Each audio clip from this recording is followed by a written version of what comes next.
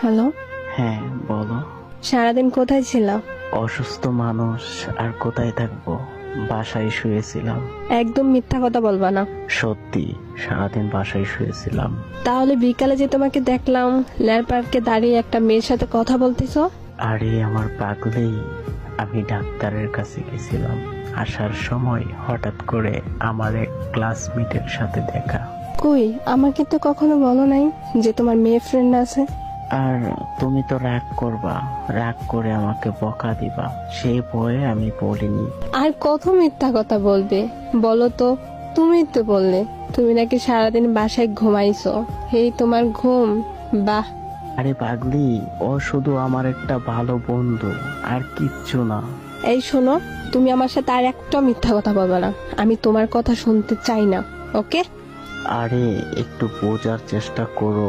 আমি ছোট বাচ্চা না, আমি যথেষ্ট পরিমাণ বুঝি। সো তোমার বুঝাইতে হইব না। আরে পাগলি, ও খুব ভালো মেয়ে, আর তুমি তো ওর কথা শুনতে পারো না, তাই তোমাকে বলিনি। আরে সে তো তোমার কাছে ভালো হবেই, কারণ সে তো সিগারেট এনে তোমার হাতে তুলিয়ে দেয়, আর আমি সিগারেট খাইতে তোমাকে মানা করি, তাই না? আমি সত্য বলছি, আমি তোমাকে ছাড়া অন্য কোনো মেয়ের সাথে কথা বলি না। আমাকে না জানিয়ে কত কিছু করে ফেললে, আর আমি আমার মামাতো ভাইয়ের সাথে আমাকে সহ্য করতে পারো না, তাই আমি মামার বাড়িতেও যাই নাই। আর তুমি অন্য মায়াকে নিয়ে ঘুরতে যাও। ওই মেয়ের মাঝে কি আছে যেটা আমার মধ্যে নাই? যেই কারণে তুমি আমাকে ছাড়া অন্য মায়ের সাথে ঘুরতে যাও। কেন আমার সাথে এমনটা করলে বলো না?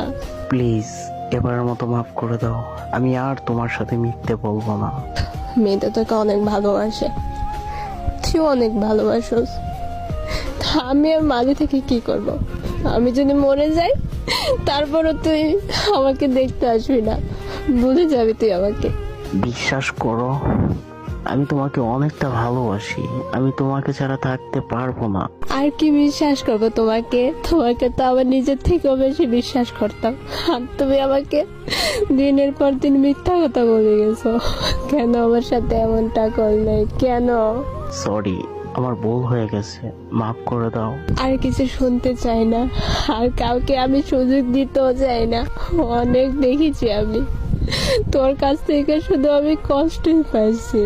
তার থেকে ভালো আমার মরে যাওয়া। আমি মানছি আমার ভুল হয়ে গেছে, এবারের মতো মাফ করে দাও। জানি তোকে ছাড়া থাকতে আমার অনেক কষ্ট হইব, কারণ আমি তোর সাথে এক মিনিট কথা না বলে থাকতে পারি নাই। আর এখন আমি সারাটা জীবন তোর সাথে কথা না বলে কিভাবে থাকবো? প্লিজ, এবারের মতো মাফ করে দাও। ওকে, ভালো থাকো আর নিজের খেয়াল রাখো।